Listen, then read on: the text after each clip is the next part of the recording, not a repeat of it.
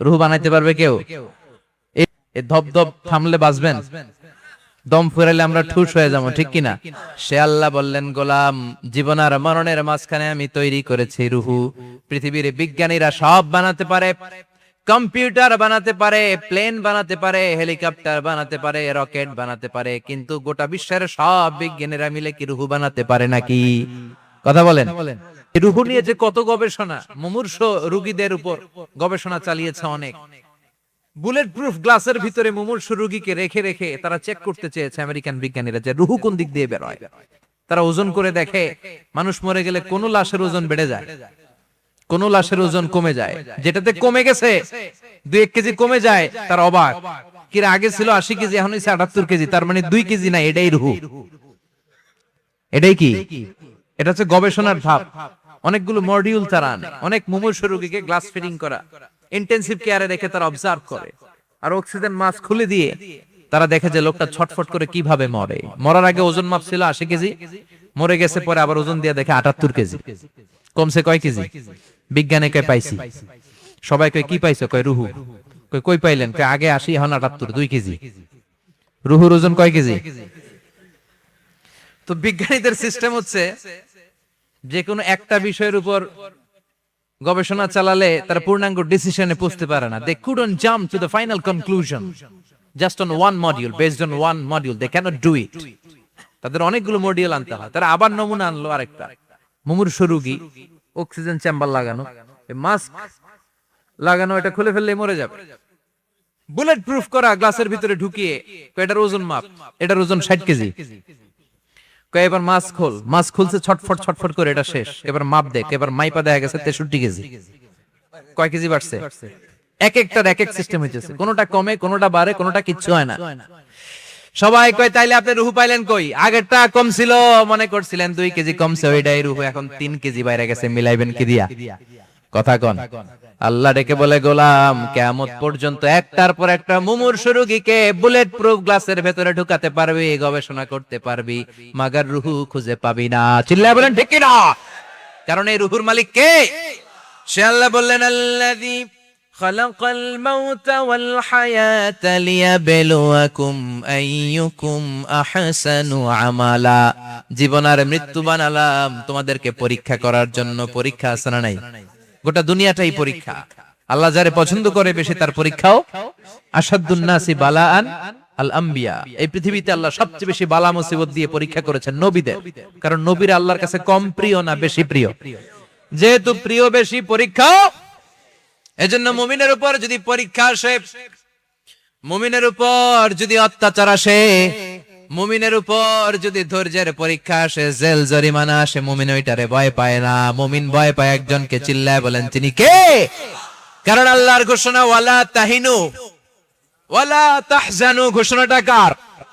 ভয় নাই, তোদের চিন্তা নাই। আনতুমুল আ'লাউনা ইন কুনতুম মুমিনিন। তোমরাই বিজয়ী হবা যদি মুমিন হও, যদি মুমিন হও। এজন্য ধৈর্যের পরীক্ষা দিতে হবে, আল্লাহর উপর তাওয়াক্কুল করতে হবে, অত্যাচার আর জুলুম আল্লাহর নামে সহ্য করে যেতে হবে। চিল্লায় বলেন ঠিক কি না? কারণ মুসলিমের সাথে আল্লাহ থাকে। মুসলিমের বদদুয়াকে বিশ্বনবী ভয় করতে বলেছেন, কারণ মুসলিমের বদদুয়ার মাঝে আর আল্লাহর মাঝে পর্দা থাকে। যারা দুনিয়ার বুকে জুলুম করে তাদেরকে ক্ষমতার মসনদ থেকে নামিয়ে দেয় কে? আর যারা মজলুম হয়, যাদের রক্ত দিয়ে জমিন ভেজে, তাদেরকে জমিনের ক্ষমতা দিয়ে দেয় কে?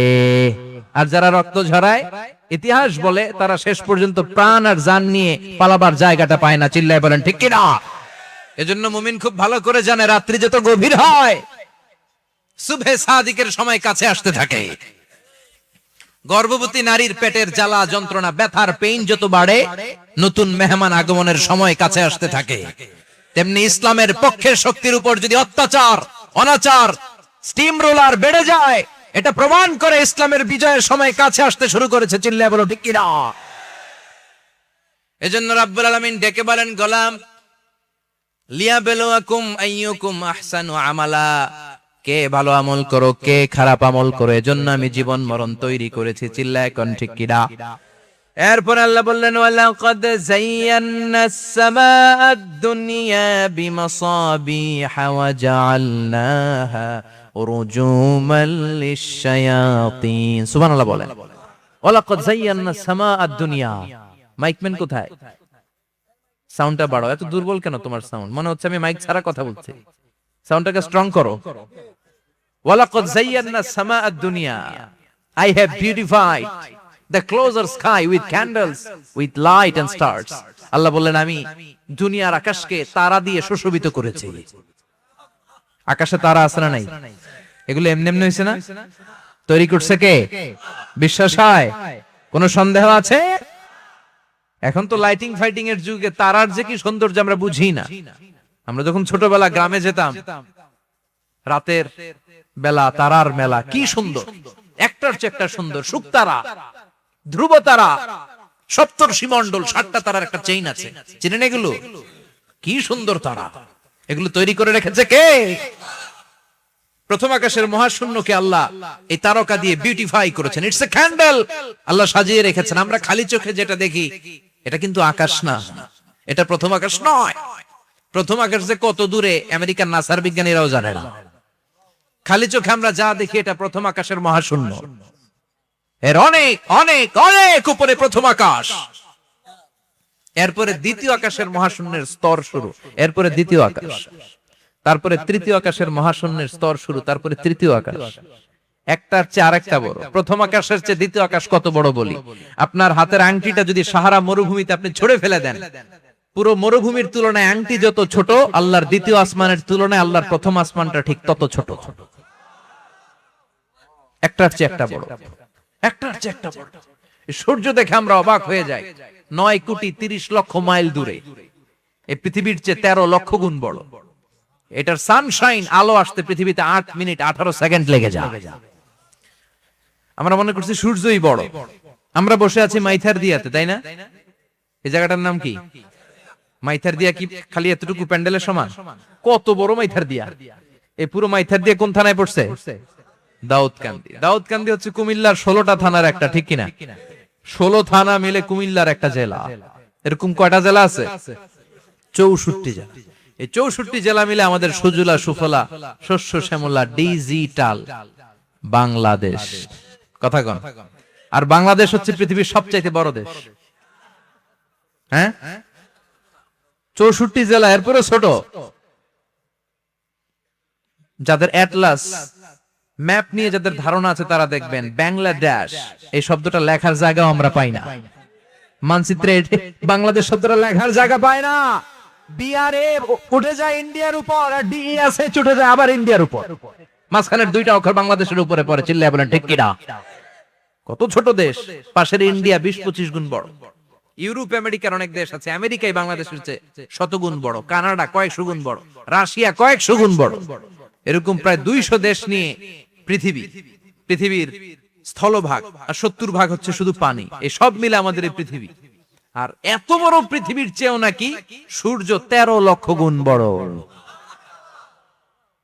তার মানে সূর্যই বড় না, সূর্যের চেয়ে অনেক বড় তারা আছে। সূর্যের পরে পৃথিবীর সবচেয়ে কাছের যে তারা বা স্টার, ওটার নাম হচ্ছে প্রক্সিমা সেন্ট্রাই। নাম কি? প্রক্সিমা সেন্ট্রাই। এরপরে আলফা সেন্ট্রাই এ, আলফা সেন্ট্রাই বি, ইটা ক্যারিনা, বেটেলজিউস, এরকম একটার পর একটা তারা। যেই সূর্য পৃথিবীর চেয়ে 13 লক্ষ গুণ বড়, বেটেলজিউস নামে একটা তারা আছে, ওটা সূর্যের চেয়ে 33 কোটি গুণ বড়। তার মানে কি বেটেলজিউসই সবচেয়ে বড় না? ছোট্ট একটা তারা। এই বেটেলজিউসরে খেয়ে ফেলাইতে পারে এরকম 1000 কোটি গুণ বড় সাইজের তারা আছে না নাই? এরকম কয়েক বিলিয়ন তারা নিয়ে আমাদের গ্যালাক্সি গঠিত। আমাদের গ্যালাক্সি, এটার নাম মিল্কি ওয়ে। এটার নাম কি? আমাদের গ্যালাক্সি। এই গ্যালাক্সিতে আমাদের অবস্থান। এরকম কত হাজার কোটি গ্যালাক্সি আছে আমেরিকার নাসার বিজ্ঞানীরাও জানে না। আমাদের গ্যালাক্সির সবচেয়ে কাছের যে গ্যালাক্সি, ওই গ্যালাক্সিটার নাম হচ্ছে অ্যান্ড্রোমেডা। কি নাম? অ্যান্ড্রোমেডা। আমাদের গ্যালাক্সি থেকে কেউ যদি কাছের গ্যালাক্সি অ্যান্ড্রোমেডাতে যেতে চায়, তার 2.5 মিলিয়ন লাইট ইয়ার্স সময় লেগে যাবে। কথাটা কঠিন হয়ে গেছে, আমি ভেঙে বলি, তারপরে সুবহানাল্লাহ কইবেন।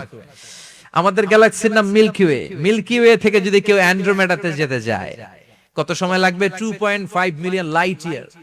লাইট ইয়ার মানে আলোক বর্ষ। আলোর গতিতে যদি ছোটা যায়, 2.5 মিলিয়ন মানে হচ্ছে প্রায় 25 লক্ষ। তাহলে পৃথিবীতে সবচেয়ে দ্রুতগামী যে বিষয়টা আবিষ্কৃত হয়েছে সেটা হচ্ছে আলো। এই যে লাইট মারলে যে ছুটে, এই লাইট প্রতি সেকেন্ডে 1,86,000 মাইল বেগে ছুটতে পারে। 1 মিনিটে না, 1 ঘন্টা না, 1 মিনিটে না, 1 সেকেন্ডে আলো চলে যায় কয় mile? 1,86,000। Could you imagine that? আপনি কল্পনা করতে পারেন? হয়তো মাথা নাড়াইতেছেন এমনি। এটা কি কল্পনা করা যাবে? আমার তো তার ছিঁড়ে যাচ্ছে। 1 সেকেন্ডে নাকি আলো ছুটে 1,86,000 মাইল বেগে। 1 সেকেন্ড শব্দ কইতে তো 2 সেকেন্ড লাগে। কথা কন। এর মধ্যে আলো চলে গেছে 1,86,000 মাইল। তো কোন রকেট যদি আপনি পান, যে রকেট দিয়ে সেকেন্ডে 1,86,000 মাইল বেগে রকেটটা ছুটবে প্রতি সেকেন্ডে, খেয়াল করেন, ঘন্টায় না, মিনিটে না, কিসে? সেকেন্ডে। যে রকেটটা সেকেন্ডে 1,86,000 মাইল বেগে ছুটবে, ওই রকেটটা দিয়ে আমাদের গ্যালাক্সি থেকে আমাদের পাশের গ্যালাক্সি অ্যান্ড্রোমেডাতে পৌঁছতে আপনার 25 লক্ষ বছর লেগে যাবে। সুবহানাল্লাহ, বাড়িতে গিয়ে বললেন। এরকম বিশাল বিশাল তারা দিয়ে আমাদের আকাশটারে বিউটিফাই করেছে কে? এজন্য আল্লাহ বললেন, ওয়ালাকাদ যায়্যানাস সামাআদ দুনিয়া বিমাসাবিহা ওয়া জাআলনাহা রুজুমাল লিশ-শায়াতিন। আমি এই দুনিয়ার আকাশটারে সুন্দর সুন্দর তারকারাজি লাইটের মতো সেটিং করে সুশোভিত করেছি। আবার এই তারকা দিয়ে আমি শয়তানদেরকে প্রহারও করেছি। সুবহানাল্লাহ। শয়তানদেরকে আল্লাহ তারা মেরে আঘাত করে। সুবহানাল্লাহ বলেন। এরপরে এই সূরার প্রথম রুকুর শেষে আল্লাহ বললেন, وَأَسِرُّوا قَوْلَكُمْ أَوْ اجْهَرُوا بِهِ إِنَّهُ عَلِيمٌ بِذَاتِ الصُّدُورِ أَلَا يَعْلَمُ مَنْ خَلَقَ وَهُوَ اللَّطِيفُ الْخَبِيرُ। আল্লাহ বললেন, وَأَسِرُّوا قَوْلَكُمْ, তোমরা যদি গোপনে কথা বলো, আও ইজহারু বিহি, কিংবা স্পষ্ট করে বলো, সব শুনে কে? আপনি যেমনি বলেন শুনবে কে? বলেনই নাই, শুধু মনে মনে ভাবছেন, শুনবে কে? সুবহানাল্লাহ কইবেন না? সাত আকাশের উপরে, আরশের উপরে তার অবস্থান, সাত জমিনের নিচে কোন গোপনতম প্রকোষ্ঠে, কোন ছোট্ট বাক্সের ভেতরে যদি কোনো পিঁপড়া, পিপিলিকা নীরবে হেঁটে যায়, আল্লাহ বলে আমি ওই পিঁপড়ার হেঁটে চলার পায়ের আওয়াজটাও শুনতে পাই। এজন্য কেউ যেটা শোনে না, শুনে কে? এরপর আল্লাহ বললেন, হুয়াল্লাযী জাআলা লাকুমুল আরদা যালুলান ফামশু ফি মানাকিবিহা ওয়া কুলু মির রিজকি ওয়া ইলাইহিন নুশুর। সুবহানাল্লাহ বলেন। আল্লাহ ডেকে বললেন, গোলাম, তোমাদের জন্য জমিনটারে আমি বিছানা বানিয়েছি। আল্লাযী জাআলা লাকুমুল আরদা ফিরাশা, জমিনটারে বিছানা বানিয়েছে কে? এই বিছানার মতো সমতল জমিন দিয়ে তোমরা হেঁটে বেড়াও, চলে বেড়াও, হেলে দুলে পড়ার সুযোগ নাই, ঠিক কিনা? এই যে মাইথার দিয়ার আজকের যে ময়দান, এটা যদি বিছানার মতো সমান না হইতো বসতে পারতেন? কথা কন। এই ময়দানের প্যান্ডেলের এদিক দিয়ে উঁচা, এদিক দিয়ে গর্ত, এদিক দিয়ে নিচা, এদিক দিয়ে খাড়া, কেমন হইতো? কথা কন। কেউ আমারে দেখতো, কেউ দেখতো না, কেউ দাঁড়াইয়া, কেউ বইসা, আছে না নাই? কিন্তু জমিনটারে সমতল বানালো কে? আপনি যদি বিমান থেকে যদি আপনি দেখেন, বিমানের গ্লাস দিয়ে, জানলা দিয়ে যদি আপনি নিচের দিকে তাকান, আপনি দেখবেন মনে হবে পুরো জমিনটাকে আল্লাহ সবুজ কার্পেট দিয়ে কার্পেটিং করে রেখেছে। এই সৌন্দর্য দিয়েছে কে? আবার রব্বুল আলামিন বলেন, জমিনটারে সমান দেখে, কার্পেটিং দেখে মনে করো না তোমরা বেঁচে গিয়েছো। আমার দেয়া বিধান আমার জমিনে যদি কায়েম করতে না পারো, এই কার্পেটিং করা জমিনের ভেতরে আযাব আছে না নাই? এই পুরো জমিনের ভেতরে আছে আগুন আর আগুন। আগ্নেয়গিরির অগ্নুৎপাত জ্বালামুখে বিস্ফোরণ করে দিয়ে গোটা বিশ্বটারে মুহূর্তে মেসাকার করে দিতে পারে কে? এজন্য আল্লাহ ডেকে বললেন, গোলাম, আমিনতুম মান ফিস সামাই আন ইয়াখসিফা বিকুমুল আরদা ফাইযা হিয়া তামুর। তোমরা কি ভেবেছো নাকি বেঁচে যাবা? আমি চাইলেই পুরো জমিনটারে কাঁপিয়ে দিতে পারি। আয়াখসিফা বিকুমুল আরদ, খাসাফ মানে ল্যান্ডস্লাইড। খাসাফ মানে কি? ল্যান্ডস্লাইড, ভূমিধস, ভূকম্পন, আর্থকোয়েক, আছে না নাই? বাংলাদেশে তো ভূমিকম্প হয় না, না? টের পাইছেন? মাঝে মাঝে মাঝরাতে হয় না? 3টার দিকে নিজেই দৌড় দিমু না বাচ্চারা লইয়া দৌড় দিমু, লুঙ্গি পইরা দৌড় দিমু না লুঙ্গি ছাড়া দৌড়ামু? কথা কর। এই ভূমিকম্প আছে না নাই? আল্লাহ বলে, মনে করো না জমিনটা সমতল, কার্পেটিং করে দিয়েছি, এই কার্পেটিং এর ভিতরেও আগুনের দলা আছে না নাই? আবার আল্লাহ বললেন, আমিনতুম মান ফিস সামাই আন ইউরসিলা আলাইকুম হাসিবা। নিচে যেমনি কার্পেটিং করা জমিনের ভেতরে অগ্নুৎপাত রেখে দিয়েছি, মাথার উপর থেকে আযাব দেওয়ার সুযোগ আছে না নাই? চাইলে আল্লাহ অগ্নি বৃষ্টি দিতে পারে, আগুন বৃষ্টি দিতে পারে, থান্ডার বজ্রপাত দিতে পারে। আপনারা লূত আলাইহিস সালামের কওমের নাম শুনেছেন? তারা হোমোসেক্সুয়ালিটি, সমকামিতা করত। ফলে আল্লাহ তাআলা বিশাল এক চিৎকার মেরে সাইয়েদনা জিবরাইলের মাধ্যমে পুরো জমিনটা শেষ করে দিলেন। ফাজআলনা আলিয়াহা সাফিলাহা ওয়া আমতারনা আলাইহিম হিজারাতাম মিন সিজিল। তাদের অপকর্মের কারণে জর্ডানের ওই এলাকাটাকে আল্লাহ বললেন, জিবরাইল এলাকাটারে হাতে তুলে নে, আকাশের উপরে তুলে পুরো এলাকা সহ মানুষ সহ জমিনের মধ্যে গেড়ে দে। জমিনের নিচের মাটি উপরে নিয়ে গেল কে? উপরের মাটি নিচে নিয়ে গেল কে? পুরো জায়গাটা এখন ডেড সি হয়ে গেছে। কি সি? ডেড সি নাম শোনেন নাই বোধহয়? আজকে শুনে রাখেন, এটারে বলে মৃত সাগর। এটা গজবের জায়গা, ওখানে মানুষও ডুবে না। লবণের ডেনসিটি, সল্টের ডেনসিটি এত হাই, এই পানির মধ্যে এত গজব, এর মধ্যে কোনো মাছ জন্মায় না, চিংড়ি জন্মায় না, কাঁকড়া জন্মায় না, ব্যাঙ হয় না, শ্যাওলা হয় না, কিচ্ছু বাঁচে না।